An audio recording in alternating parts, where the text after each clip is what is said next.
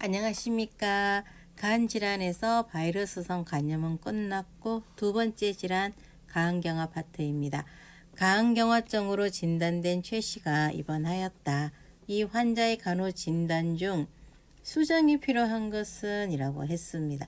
여기서 묻고자 하는 것은 뭐예요? 가항경화증으로 진단이 된 환자가 있는데 우리가 이 간호 진단을 어떻게 내리겠니? 가항경화와 관련된 진단은 뭐냐? 면역장애와 관련된 간염 유연성 가능하죠. 복수와 관련된 비효율적 호흡 양상, 그렇죠. 복수가 차면은 우리가 호흡하기가 힘들기 때문에 두 개 다 우리가 간호 진단을 내릴 수가 있겠다. 세 번째, 문맥성 저혈압과 관련된 책 소실 어떻습니까? 문맥성 저혈압 아니죠. 문맥성 고혈압이죠. 고혈압과 관련된 책 과다 소실이 아닌 과다로 우리가 진단을 내릴 수가 있는 거죠. 그래서 이 부분이 우리가 수정이 필요하다. 답은 3번인 거 있고요. 4번 혈소판 감소증과 관련된 출혈 위험성, 그렇죠. 간과 관련되었기 때문에 출혈 위험성이 있는 거죠. 소화흡수 장애와 관련된 잠재적 영양 불균형, 그렇습니다. 우리가 소화흡수 장애 중에 하나가 이러한 영양 불균형이 항상 들어갑니다. 가항경화증인 경우는 문맥성 고혈압에 따른 다양한 합병증이 있죠. 첫 번째가 복수고요. 그 다음이 식도정맥류죠. 그리고 세 번째 간성혼수. 문맥성 고혈압, 복수, 식도정맥류, 간성혼수. 이것은 우리가 가항경화증에서 나타날 수 있는 가장 메인 합병증이에요. 가항경화증 환자의 간호 진단으로서는 근육 소모에 따른 근육 소모와 관련된 피로라든가 섭취 장애 또는 소화 장애와 관련된 잠재적 영양 불균형 또는 문맥 고혈압과 관련된 체액 과다, 복수와 관련된 비효율적 호흡 양상, 가려움증과 관련된 피부 손상 위험성, 면역장애와 관련된 간염 위험성, 간기능 저하와 관련된 신체 손상 위험성, 이러한 것들이 있죠. 신체 손상 위험성에는 어떤 것이 있냐면 출혈이죠. 간하고 연관되어 있기 때문에 출혈이 문제가 있는 거고 낙상 위험성도 있어요. 건강 위기와 관련된 개인의 비효율적 대처, 이 정도로 우리가 간호 진단을 내릴 수가 있겠습니다. 그 다음 문제. 최 씨는 간경화의 원인이 뭐냐고 간호사에게 질문하였다. 간경화의 원인이 아닌 것은 이라고 했습니다. 우리가 어떤 것이 문제가 있었을 때 간경화가 생기겠니? 이거죠. 간경화가 생기는 원인. 자, 첫 번째 만성 위궤양. 답이 바로 나왔네요. 위궤양 때문에 우리가 간경화가 생기는 건 아니죠. 그래서 답은 1번이 되는 거 있고요. 나머지 답까지를 보겠습니다. B형 간염, 그렇죠. 바이러스성 간염이 있을 때도 우리는 간경화가 생기는 거고요. 담접 질환, 그렇죠. 담접과 담낭, 담독에 문제가 생겨도 우리는 간경화가 생길 수가 있어요. 피가 덜 들어가기 때문에 지방성 간염, 간에 대한 모든 염증은 간경화가 생길 수가 있죠. 알코올성 간염 또한 간경화의 원인입니다. 잘 기억해 주시면 되시는 거고요. 그 다음 문제 가겠습니다. 간경화로 입원한 최 씨는 혈중 암모니아 수치가 높고 복수가 발생해서 호흡에 불편감을 호소하였다. 시간과 장소에 대한 진압력이 상실되고 의식에 혼돈이 나타났다. 뭐죠? 간성혼수죠. 자, 최 씨에게서 추정할 수 있는 검사 결과는 이러한 간성혼수가 왔을 때 우리가 어떤 검사 결과를 가지게 되겠니? ALT 40 정상이네요. 간 문맥 4mmHg 정상이죠. 간 문맥압은 5에서 8mmHg가 정상입니다. 그래서 1번, 2번 다 정상이기 때문에 우리가 간성혼수라고 추정할 수가 없죠. 혈중 알부민 2.2에서 2, 우리가 혈중 알부민 정상 수치가 3.5에서 5.5 g/dB입니다. 그래서 혈중 알부민이 낮는 거죠. 나머지 답까지를 보면은 혈중 암모니아가 80g/dB이라고 하네요. 혈중 암모니아 정상 수치는 우리가 20에서 120으로 보죠. 진전 정상이 음성이다. 이건 정상인 거잖아요. 그죠? 그래서 답은 혈중 알부민이 낮다. 이 사례의 경우는 복수와 관성 뇌증의 합병증이 발생한 간경화 환자에 대한 거잖아요.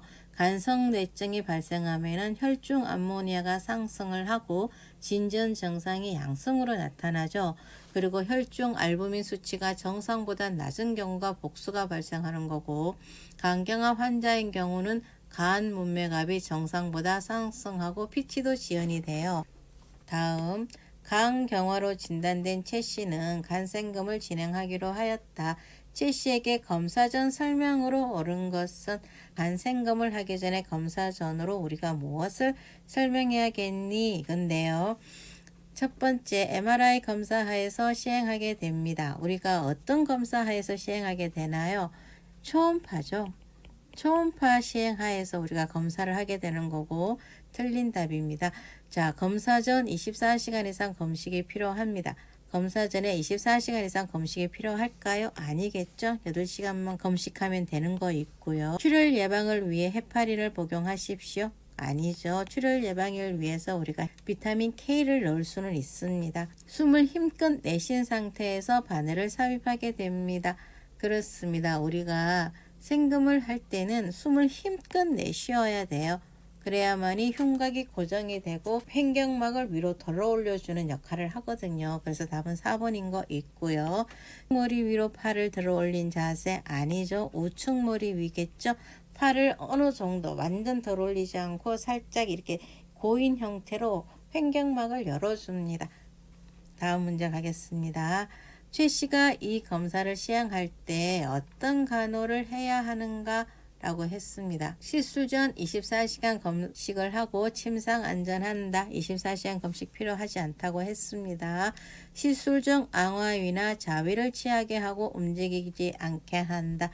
모든 검사를 하기 전에 자세가 되게 중요하죠. 간생검의 가장 중요한 자세는 앙화위 맞긴 하죠. 자위는 어떤 거예요?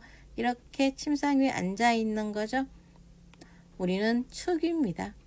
이런 식으로 척위로 누워 있어야 돼요. 틀린 답인 거고요. 숨을 들이마신 후 바늘이 들어가는 동안 숨을 참도록 한다. 숨을 들이마셔야 되나요? 숨을 내쉬어야 되나요?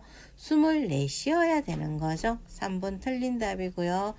4번 숨을 힘껏 내쉰 후에 바늘이 들어가는 동안 숨을 참도록 한다. 이것이 답인 거죠. 시술 후 2시간 동안 왼쪽으로 눕게 하고 늑골련 아래에 베개를 받쳐준다.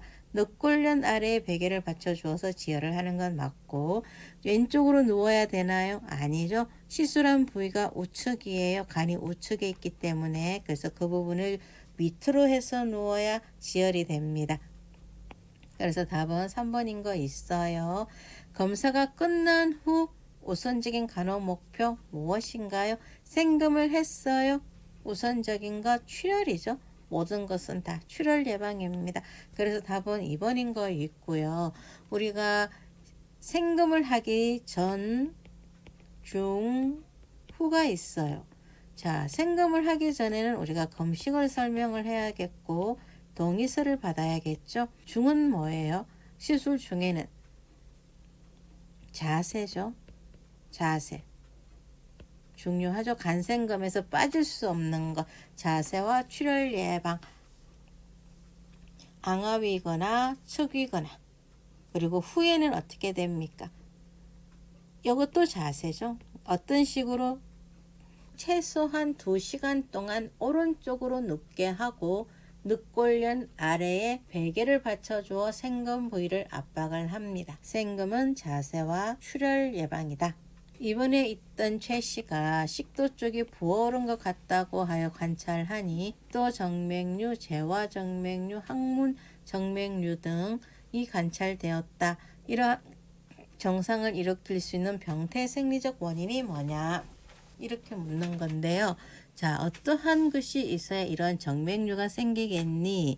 첫 번째 복수, 두 번째 복압 상승, 세 번째 저알부민 혈증, 네 번째 문맥성 고혈압, 다섯 번째 혈중 암모니아 상승.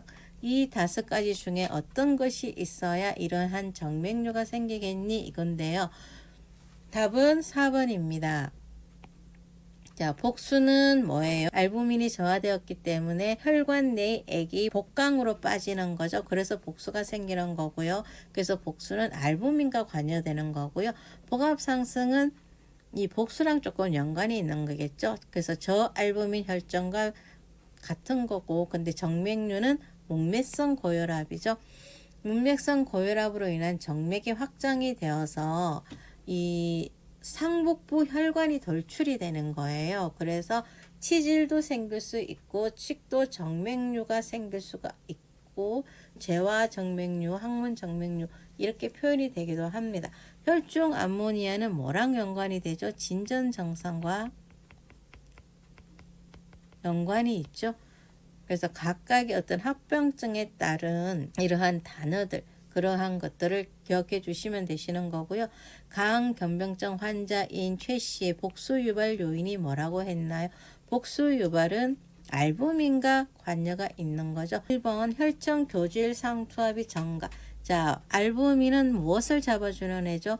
교질 삼투압을 잡아주는 애죠. 근데 복수가 유발이 되었다. 이것은 뭐예요? 알부민이 약한 겁니다. 알부민이 부족하면은 교질 삼투압도 증가가 아니라 떨어지겠죠. 고알부민 혈증.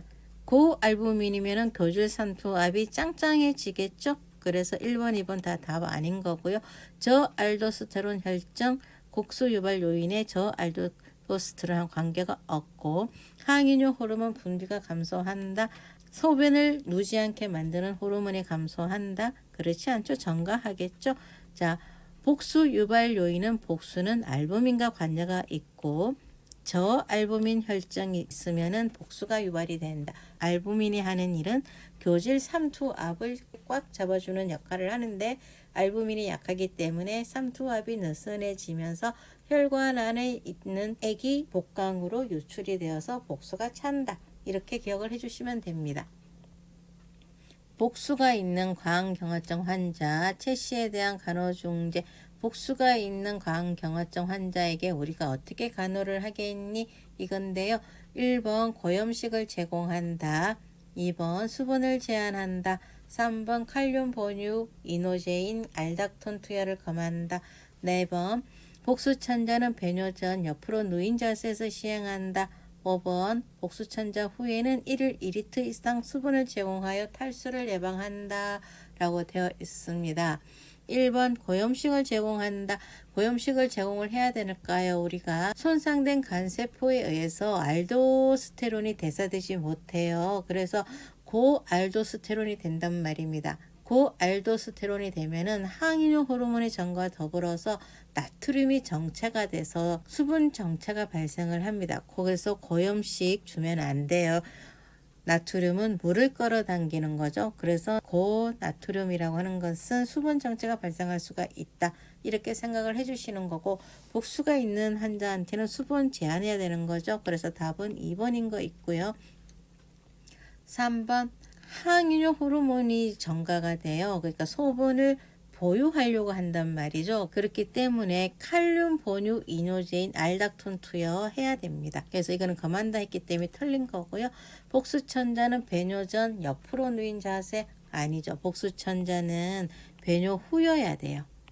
왜냐하면 방광을 천공할 수가 있기 때문에 배뇨를 보고 나서 천자를 해야 되는 거 있고 옆으로 누워야 되나요? 자세 중요하죠.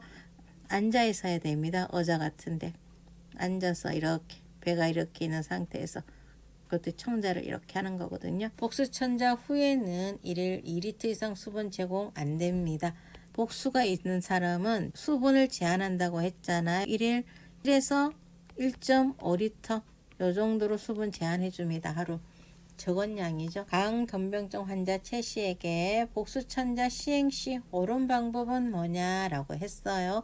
배뇨 전이냐 후냐. 자, 배뇨 전 안 돼요. 방광 뚫을 수가 있기 때문에 배뇨 후에 천자를 시행한다. 그렇습니다. 답은 2번인 거죠. 우측이 체위 아니죠. 상체를 올린 자세. 그래서 1번, 3번 틀린 거고 천자 후 충분한 수분 섭취 권장 안 되죠. 수분 제한한다고 했어요.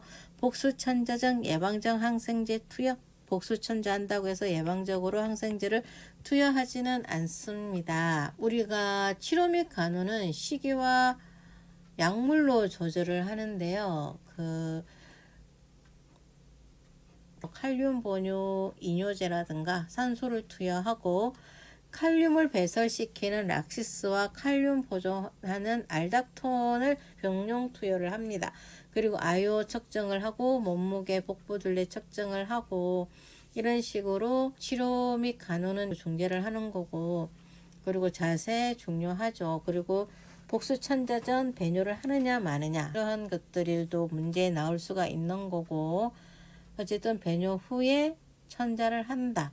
이렇게 기억을 해주시면 됩니다. 복수가 있는 강경화증 환자 최 씨에게 복수천자를 시행한 후 알부민을 투여하는 주요 목적, 알부민의 주요 목적이 뭐다? 교질3 투합 증가죠.